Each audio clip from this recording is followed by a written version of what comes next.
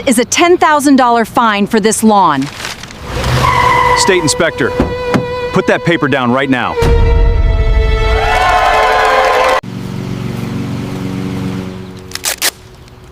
This is a $10,000 fine for your lawn. You have got to be kidding me! Get off my property! This is a $10,000 fine for this lawn.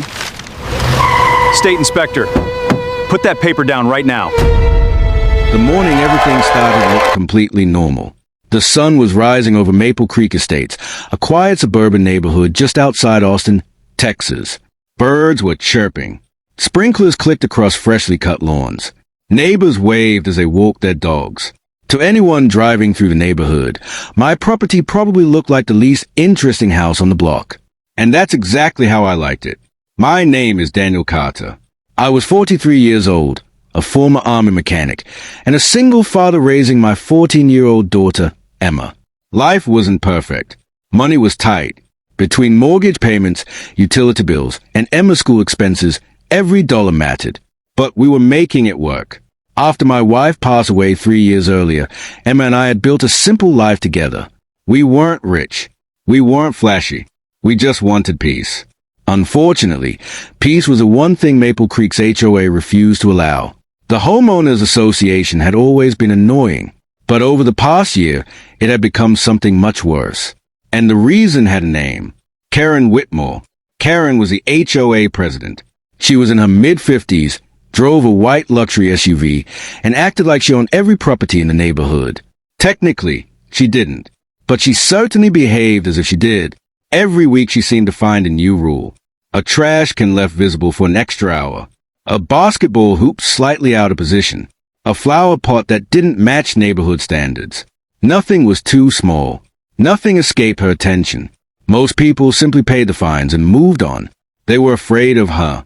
I wasn't, which is exactly why she hated me. The trouble started after Texas entered one of the hottest summers in recent memory. Temperatures stayed above 100 degrees for weeks. Water restrictions were implemented throughout the county. Residents were asked to reduce lawn irrigation. Everyone complied. At least, everyone who cared about conserving water. My lawn changed quickly. The once green grass turned yellowish-brown. It wasn't dead. It was dormant. Anyone familiar with Texas landscaping knew the difference. In fact, county officials encouraged residents to allow lawns to enter dormancy rather than waste water. But Karen didn't care. One afternoon I came home from work and found an official HOA violation notice taped to my front door. I pulled it off and started reading. My stomach tightened. Violation notice, unsightly lawn condition. Fine, $500. Corrective action required within 7 days. I laughed, honestly laughed. There was no way they were serious. The entire neighborhood looked exactly the same. Half the lawns on my street were brown, including Karen's. I figured it had to be some mistake. The next evening, I attended the monthly HOA meeting. About 30 residents sat inside the clubhouse. Karen stood at the front like a queen addressing her subjects. When public comments opened, I raised my hand. She immediately frowned. Yes, Mr. Carter. I held up the violation notice. I received this yesterday. I assume it's a mistake. Karen folded her arms. It is not. Several residents exchanged confused looks. I continued. My lawn is dormant because of county water restrictions. That is not the HOA's concern. A murmur spread across the room. I blinked. I'm sorry, what? The community standards require visually acceptable lawn conditions. I couldn't believe what I was hearing. So you're fining homeowners for following water conservation guidelines. Karen smiled. The kind of smile people use when they think they've already won. The board has made its decision. I looked around. Several board members. Avoided eye contact. Interesting. Very interesting. Because they didn't look confident. They looked uncomfortable, which meant Karen was likely acting alone. I decided not to argue further. Instead, I paid close attention, because something felt wrong. Very wrong. Over the next month, additional violation notices appeared. Another $500. Then another. Then another. Every single one cited my lawn. Meanwhile, other properties with identical grass conditions received nothing. Not a single warning. Not a single fine. Emma noticed it too. "Dad," she asked one evening, "why does Mrs. Whitmore keep targeting us?" I didn't have a good answer, but deep down, I suspected the truth. Karen wanted an example. Someone she could bully publicly. Someone she believed wouldn't fight back. She chose the wrong person. By August, the fines totaled $4,000. I formally appealed. The HOA rejected every appeal. I submitted county drought documentation. Rejected. I submitted water restriction notices. Rejected. I submitted photographs showing neighboring lawns. Rejected. Each response contained the same sentence. The board's decision is final. Except it wasn't, because I started digging. The deeper I looked, the stranger things became.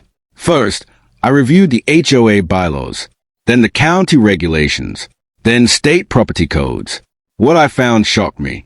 The HOA's law and standard language was vague, extremely vague, and Texas law appeared to provide protection for homeowners implementing approved drought conservation measures. In other words, Karen's fines might not be legal. I wasn't a lawyer, but I knew enough to recognize a problem when I saw one. So I documented everything. Every notice, every email, every photograph, every meeting recording allowed under state law. I created folders, backups, timelines, evidence, lots of evidence, because experience had taught me one important lesson. Bullies make mistakes when they think nobody is watching. Karen was making a lot of mistakes. Then came September, and with it, the letter that changed everything. I opened my mailbox and immediately felt my pulse spike. Inside was a certified notice from the HOA. I stood on my driveway reading it, then read it again, then a third time. The total amount demanded was now over $10,000. $10,000. For grass. According to the letter, failure to pay could result in legal action, liens against my property, and potential foreclosure proceedings. Emma saw my expression when I walked inside. "Dad!" I handed her the paper. She read silently, then looked up. Her eyes were wide. Can they really do this? I wished I could confidently say no, but the truth was more complicated. They're going to try. That night I barely slept. Not because I was afraid, because I was angry, furious. Someone needed to stop Karen. The next morning, I took a personal day from work and began making calls. County offices, water authorities, state consumer agencies, property rights organizations. Most conversations went nowhere, until one phone call changed everything. A woman listened carefully as I explained the situation. She asked detailed questions, very detailed questions. Then she became quiet. Finally, she spoke. "Mr. Carter, would you mind emailing me copies of those notices?" I sat up straighter. "Sure." "And every communication you've received from the HOA." Something in her tone caught my attention. "Why?" There was another pause. Then she said something I will never forget. "Because your case sounds remarkably similar to several complaints we've recently received." For the first time in months, I smiled. Maybe Karen wasn't just targeting me. Maybe she'd been doing this to others. And maybe, just maybe, someone at the state level had finally started paying attention.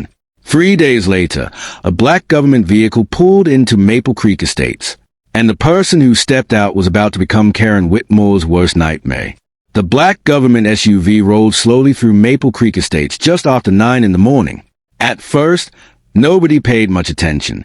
Government vehicles occasionally appeared in the neighborhood for utility work, inspections, or county maintenance projects. But this vehicle was different. The official seal displayed on the driver's door immediately caught my attention. I was standing near my mailbox when it parked across the street. The driver stepped out. She looked professional, confident, and completely unimpressed by the expensive home surrounding her. Dark blue blazer. Official identification badge. Clipboard in hand. No smile. No wasted movement. She walked directly toward my property. For a moment I wondered if I was somehow in trouble. Then she spoke. "Mr. Daniel Carter." "That's me." She extended her hand. "My name is Rebecca Lawson, State Property Rights Compliance Division." I shook her hand. I wasn't expecting anyone this quickly. Ms. Lawson glanced toward my lawn, then at the surrounding properties, then back at me. Neither were certain members of your HOA. That response immediately got my attention. She wasn't here casually. She was here for a reason, a serious reason. I invited her inside. For the next hour, she reviewed every document I had collected, every violation notice, every fine, every email exchange, every appeal rejection, every photograph, every timeline. She studied everything carefully, occasionally taking notes, occasionally asking questions, but mostly listening.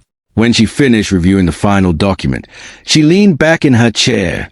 "Mr. Carter, how long have you lived here?" 7 years. "Have you ever received violations before Karen became president?" I thought about it. Maybe one warning about a fence repair. Nothing significant. Rebecca nodded. "That matches what we're seeing." My eyebrows lifted. "What exactly are you seeing?" She opened her folder. Inside were several files. Several. Not one. Not two. At least 6. Different homeowners. Different addresses. Same HOA. Same president. Same pattern. I felt my stomach tighten. Those are complaints. Yes. I stared at the stack. How many people reported this? More than you might think. Suddenly everything started making sense. The selective enforcement, the aggressive fines, the refusal to accept appeals. Karen wasn't targeting only me.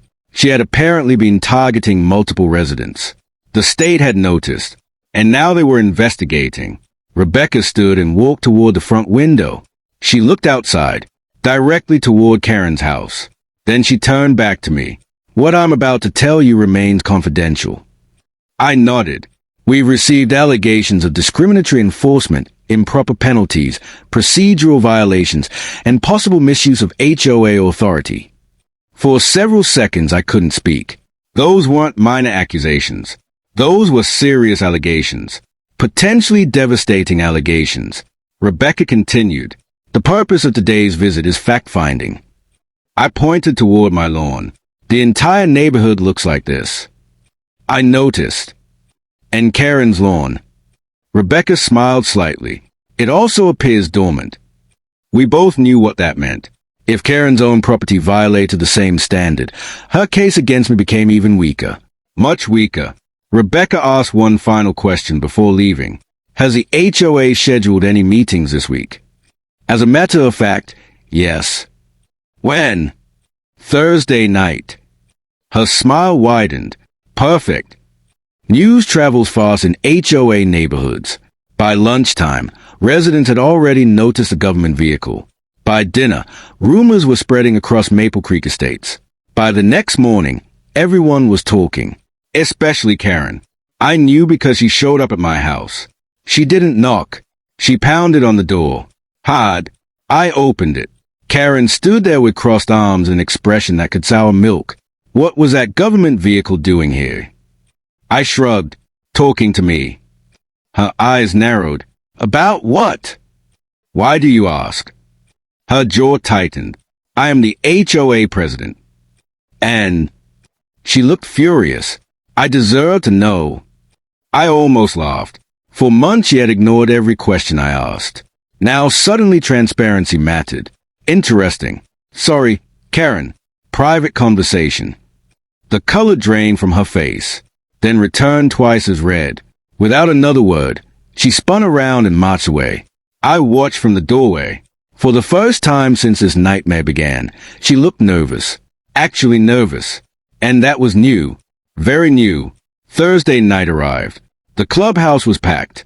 Usually 30 residents attended HOA meetings. That night there were nearly 90. People lined the walls. Others stood outside listening through open doors. The atmosphere felt electric. Everyone sensed something was coming. Karen entered looking unusually tense. Gone was her usual confidence. Gone was her smug smile. She shuffled papers repeatedly, checked her phone constantly, kept glancing toward the entrance. Then the doors opened, and Rebecca Lawson walked inside. The room instantly fell silent. Karen froze. Literally froze. Rebecca displayed her identification, then calmly took a seat near the front. No dramatic speech. No announcement. Just presence. But that presence changed everything. Karen's voice shook slightly as the meeting began.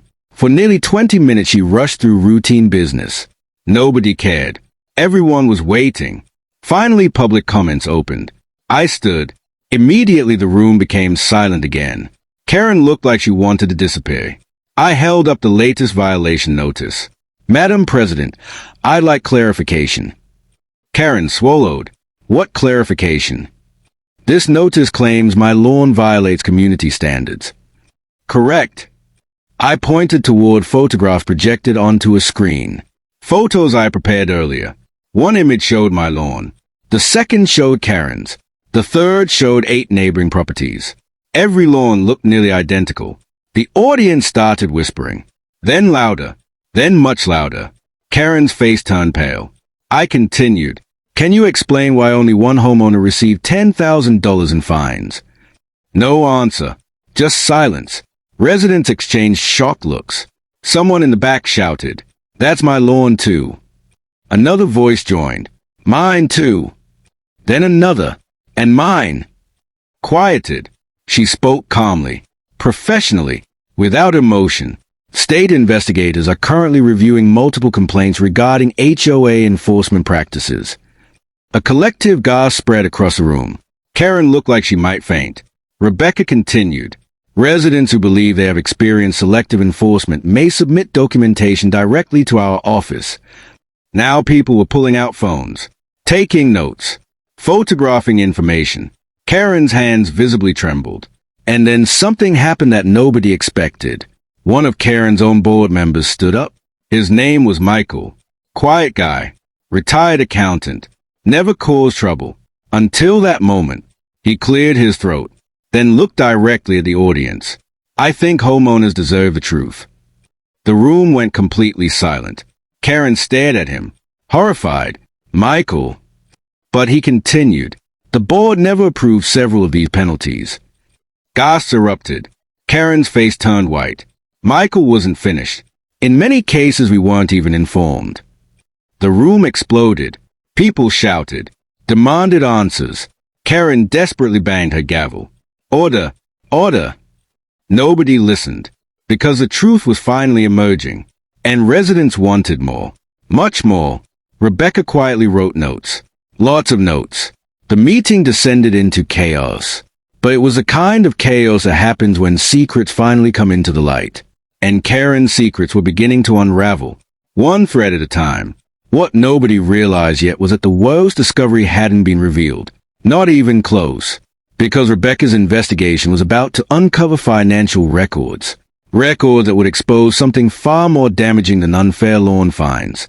The Thursday meeting ended in complete chaos. Residents crowded around Rebecca Lawson, eager to share their own stories. Some brought violation notices. Others showed photographs, emails, and payment records they had saved over the years. For the first time, people who had stayed silent were speaking up. And the more they spoke, the worse things looked for Karen Whitmore. I stayed behind after most residents left.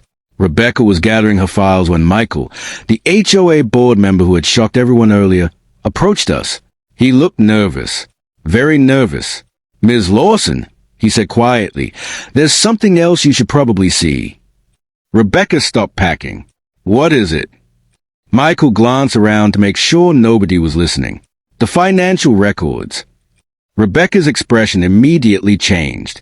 "What about them?" Michael hesitated, then lowered his voice. "For months, I've been asking questions." A cold feeling settled in my stomach. Questions about money rarely lead anywhere good. Michael continued, "There are transactions that don't make sense." Rebecca folded her arms. "Explain." The HOA collected thousands in violation fees. "That's normal." "Yes, but some of those funds don't appear where they're supposed to." Now Rebecca looked fully alert. "What exactly are you saying?" Michael swallowed. "I'm saying there may be missing money." The room suddenly felt much quieter. Rebecca closed her folder. "I'd like copies." "I can provide them." "Tomorrow morning." Michael nodded.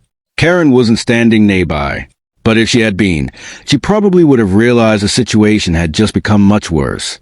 The next morning, the neighborhood buzzed with rumors. Residents gathered in driveways discussing the meeting. People who normally never spoke to each other suddenly exchanged stories. The similarities were disturbing. One family had received repeated violations over a mailbox color. Another homeowner was fined for parking a pickup truck in his driveway. An elderly widow had been threatened with legal action because of flower beds that supposedly violated HOA guidelines. The pattern was obvious. The rules weren't being applied equally. They were being used selectively. And Karen always seemed to decide who became a target. Around noon, I received a call from Rebecca. "Mr. Carter, do you have a few minutes?" "Of course." I met with Michael. The seriousness in her voice instantly got my attention. And there was a pause. Then she answered. His concerns appeared justified. I sat down immediately. What did he find? Several financial discrepancies. My heart started racing. How bad? Bad enough that we're expanding the review. That wasn't something investigators did over small accounting mistakes. Something significant had been discovered. Rebecca continued. We're requesting additional records. From Karen? From the HOA. What happens if they refuse? Another pause. They won't. The confidence in her voice told me everything. The state had authority, and they intended to use it. Meanwhile, Karen appeared to be losing control. Over the next few days, residents began demanding answers. Email flooded the HOA inbox. Board members received phone calls. Questions spread across social media groups dedicated to the neighborhood. Nobody trusted the official responses anymore. Karen tried reassuring residents. It only made things worse. Every explanation seemed incomplete. Every statement raised new questions. Then another surprise emerged. One board member resigned. Then another. Within 72 hours, 2 directors had stepped down. Neither publicly explained why. But everyone had theories. And none of them were flattering.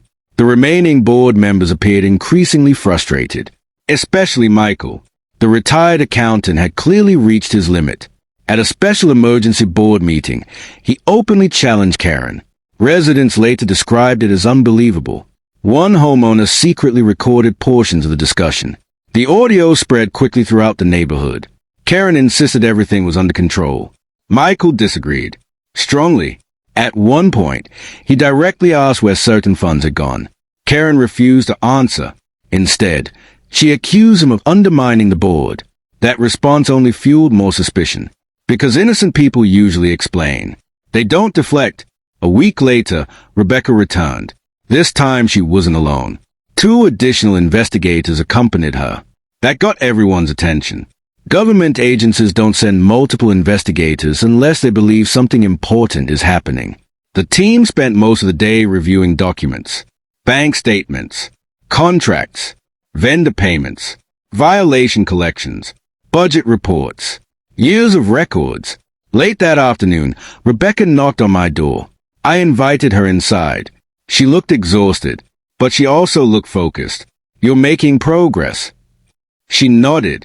Yes. Good progress or bad progress? A slight smile appeared. Depends on your perspective.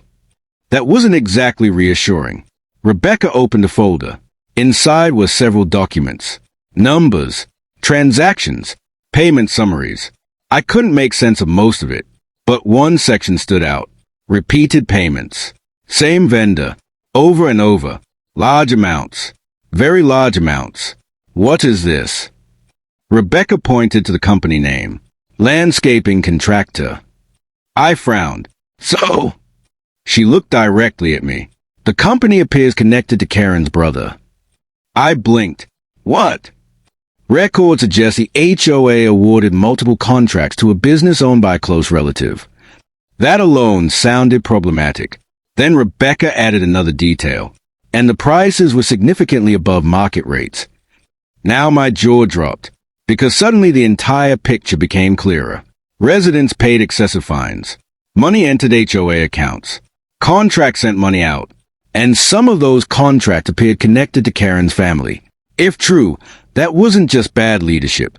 That was something much more serious. Word spread quickly once rumors leaked. The neighborhood exploded. People who had tolerated Karen for years finally reached their breaking point. Homeowners demanded a special community vote. Petitions circulated. Signatures piled up. Within days, enough residents had signed to force an official hearing regarding Karen's position as HOA president. The announcement shook Maple Creek Estates. For the first time, Karen faced the possibility of removal, and she knew it. Residents noticed she stopped walking around the neighborhood. She avoided conversations, skipped community events, ignored emails whenever possible. The woman who once acted untouchable suddenly looked vulnerable, very vulnerable. But the biggest surprise was still waiting, because Rebecca's team wasn't finished reviewing records. Not even close. 3 days before the removal hearing, investigators uncovered a document that changed everything. A single document. One piece of paper. Yet its contents threatened to destroy Karen's entire defense. That evening Rebecca called me. Her voice sounded different. More serious than ever. "Mr. Carter, we've located something important." "What is it?" For a moment she said nothing. Then she delivered the sentence that made my heart stop. "We found evidence that Karen knew the lawn fines violated state protections before issuing them." I sat frozen. "You're saying she already knew?" "Yes." "How?" Rebecca exhaled slowly.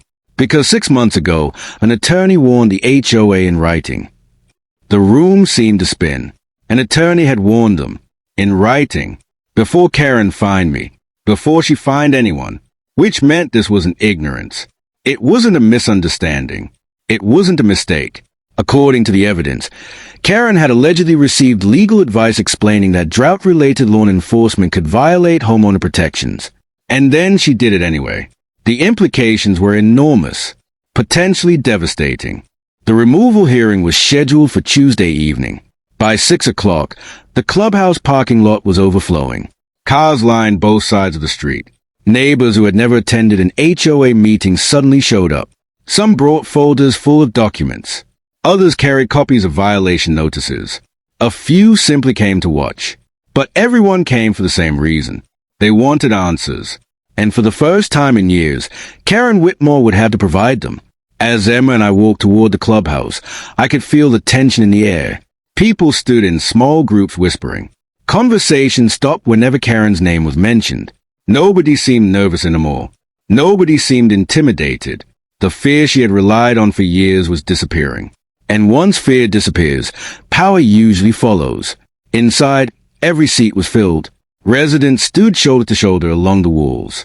The atmosphere felt less like an HOA meeting and more like a courtroom. At exactly 6:30, the hearing began. Karen sat at the front table. She looked completely different from the woman who had once strutted through meetings with absolute confidence. Her posture was rigid. Dark circles sat beneath her eyes. The usual arrogance was gone. In its place was something else. Worry. Real worry. Next to her sat an attorney. That got everyone's attention. Apparently Karen had decided she needed legal representation, which told residents everything they needed to know. The situation was serious. Very serious. The board's acting chairperson opened the hearing.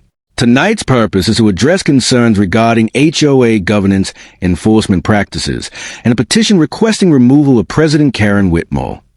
A wave of murmurs moved through the room. The acting chair continued. Residents will have the opportunity to present evidence and testimony. Then he looked directly at Karen. You will also have the opportunity to respond. Karen nodded stiffly. The hearing began with homeowners' statements. One by one, residents approached the microphone, and one by one, troubling stories emerged. A retired veteran described receiving repeated fines over flagpole height discrepancy. A single mother explained how she had been threatened with legal action over a children's play structure. An elderly couple revealed they had paid nearly $3,000 in penalties after Karen claimed that landscaping violated community standards. Each story sounded different, yet they all shared one thing. Karen. Again and again, her name appeared at the center of every dispute. As testimony continued, frustration inside the room grew. People weren't just angry. They felt betrayed. They had trusted the HOA to protect property values. Instead, many believed it had become a tool for personal control. Then my name was called. I walked to the microphone. The room became quiet. Everyone knew my case. The infamous $10,000 lawn fines had become neighborhood legend. I placed my documents on the podium. My name is Daniel Carter. A few residents nodded. I've lived here for 7 years. I took a breath. I'd like to discuss what happened after our county implemented drought restrictions. For the next 20 minutes, I carefully presented everything. The notices, the fines, the rejected appeals, the photographs, the timeline, every fact, every document, every communication. No exaggeration, no emotion, just evidence. The photos drew the strongest reaction. Large images displayed on a screen behind me.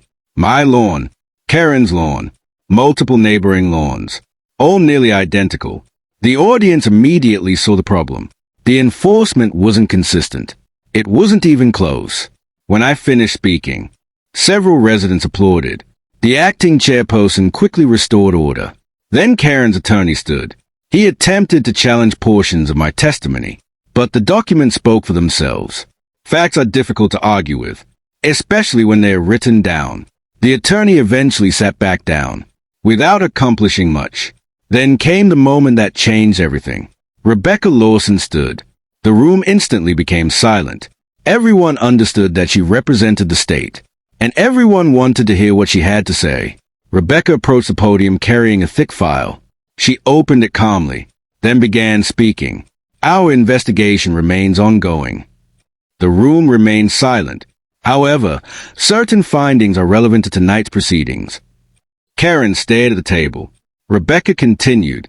We identified evidence suggesting inconsistent enforcement of HOA standards. Several residents nodded. They already knew that.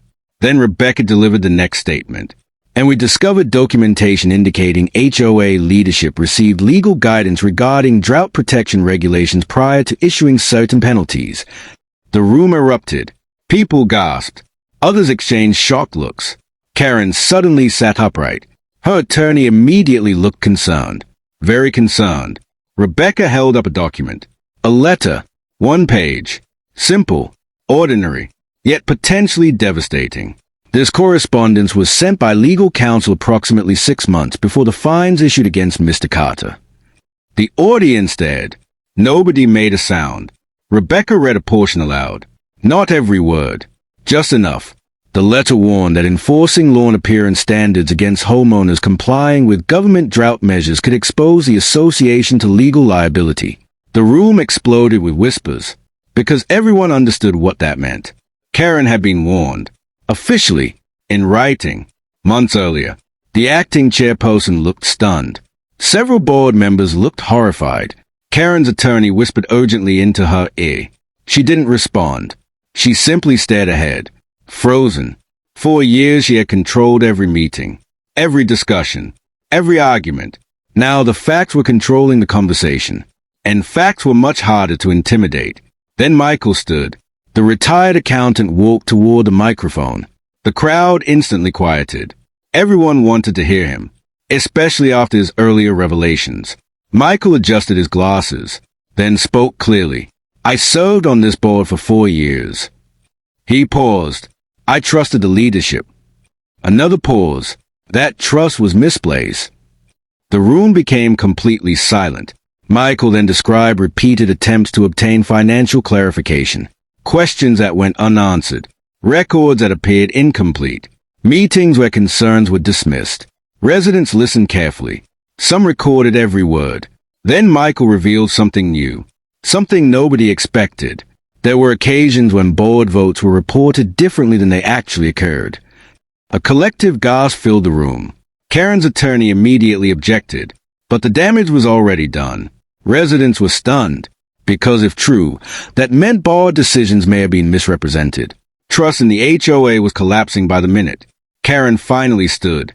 For the first time all evening, she approached the microphone herself. The room watched carefully. This was her chance, her opportunity to explain, to defend herself, to restore confidence. Instead, she made a critical mistake. She blamed everyone else.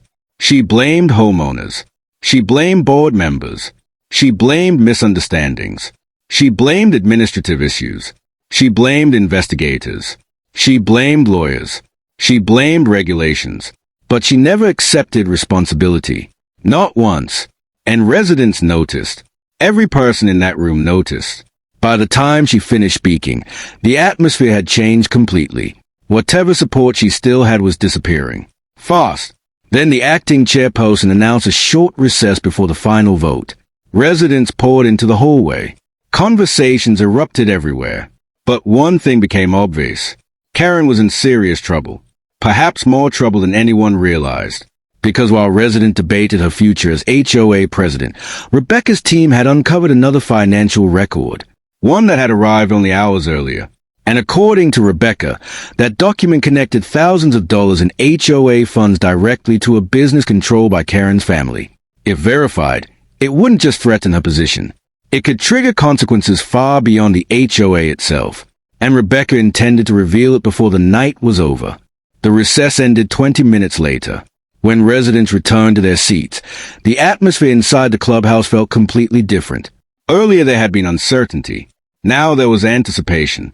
Everyone sensed the story was reaching its conclusion.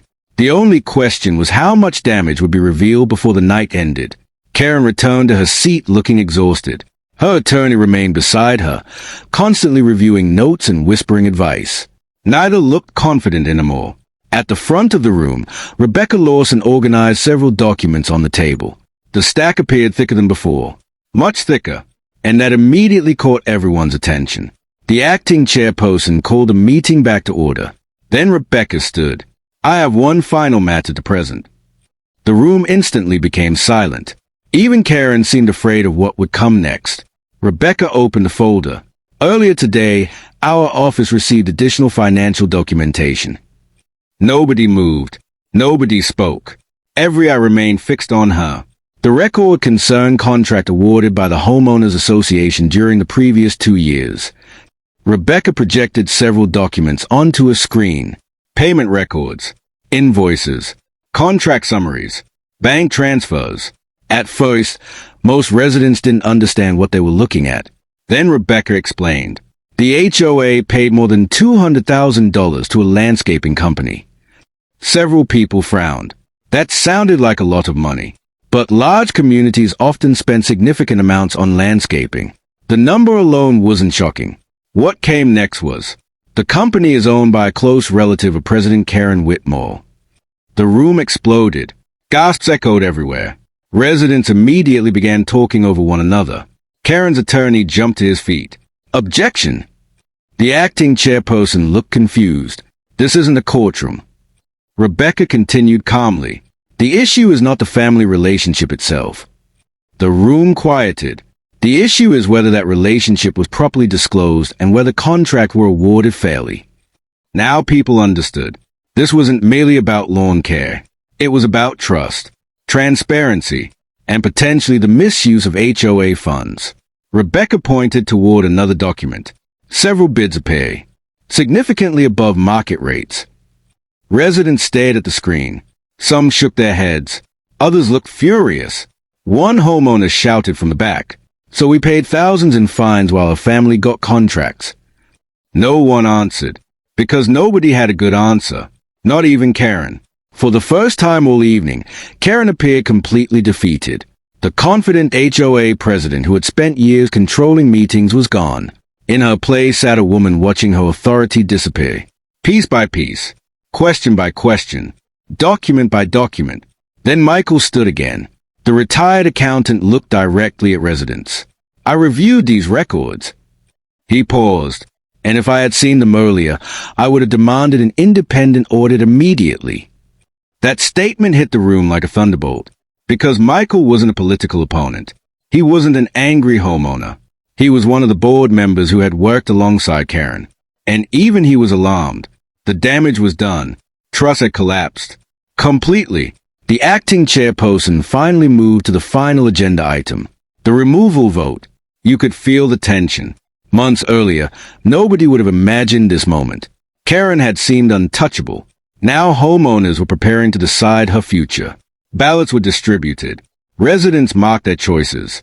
Volunteers collected and counted every vote. The process felt endless, even though only 15 minutes passed. Finally, the counting ended. The acting chairperson received the results. He stared at them for several seconds, then looked up. The room became perfectly silent, by a vote of 217 to 14. A pause. Karen Whitmore is removed as president of the Maple Creek Estates Homeowners Association effective immediately. The room erupted. Applause. Cheers. Relief. Some residents even stood, not because they hated Karen, but because they believed accountability had finally arrived. Years of frustration had finally reached a conclusion. Karen sat motionless. Her attorney leaned over and quietly spoke to her. She didn't respond. After a few moments, she slowly gathered her belongings. Then she stood, without speaking, without looking at anyone, without offering an apology. She walked toward the exit. The same resident she had once intimidated now simply watched her leave. And for the first time in years, nobody seemed afraid. The weeks that followed transformed the neighborhood. The new interim board immediately suspended disputed fines. Independent auditors were hired. Financial reviews expanded. Residents gained access to records that had previously been difficult to obtain. Transparency became the new standard. Then came another major announcement. All drought-related penalties were officially canceled. Every one of them. Homeowners who had paid those fines would receive refunds, including me. The $10,000 claim against my property vanished. Just like that. No lien. No foreclosure threat. No legal action. Nothing. The fines should never have existed in the first place. And now they were gone. Emma nearly cried when I told her. For months she had worried about losing our home. Now that fear finally disappeared. "Dad," she said, smiling for the first time in weeks, "does this mean it's over?" I looked out the window toward our lawn. The same lawn that had started this entire nightmare. Then I smiled. "Yeah, I think it is." Several months later, Rebecca stopped by one final time. By then, winter rains had returned. Lawns throughout the neighborhood were green again, including mine. She laughed when she saw it. "Looks like your grass recovered." I smiled. Eventually. We stood outside talking for a few minutes. Before leaving, she shared one final piece of news. The state's investigation had officially concluded. Corrective actions had been ordered. Additional reviews would continue, and new compliance requirements had been implemented to protect homeowners. The neighborhood would never operate the same way again. Then Rebecca said something I never forgot. "You know, most people would have paid the fines and stayed quiet." I shrugged. "Maybe." She smiled. "But you didn't." After she left, I thought about those words. Because she was right. Standing up hadn't been easy. There were moments when paying the fine seemed simpler. Moments when giving up felt tempting. Moments when fighting back looked impossible. But bullies count on that. They count on people staying silent. They count on people being afraid. They count on nobody asking questions. The moment someone starts asking questions, everything changes. A year later, Maple Creek Estates looked completely different. Not because the houses changed. Not because property values increased. But because the culture changed. Residents attended meetings. Board decisions were transparent. Financial reports were public. Rules were enforced fairly. Most importantly, people no longer felt powerless. As for Karen, nobody talked about her much anymore. Her reign had ended, and life moved on. One evening, I sat on the front porch with Emma. The sunset painted the neighborhood in shades of gold and orange. Children played in the street. Neighbors laughed nearby. Peace had finally returned. Emma looked across the yard, then grinned. Hard to believe all that happened because of grass. I laughed. Wasn't really about the grass. She tilted her head. Then what was it about? I looked around the neighborhood, at the families, the homes, the people who had finally found their voices. Then I answered. It was about standing up when something isn't right. Emma smiled, and as the sun disappeared below the horizon, I realized something important. Karen had fined me $10,000 for my lawn. But in trying to bully one homeowner, she accidentally exposed an entire system that needed fixing. And in the end, the thing that defeated her wasn't anger. It wasn't revenge. It wasn't even the state inspector. It was the truth.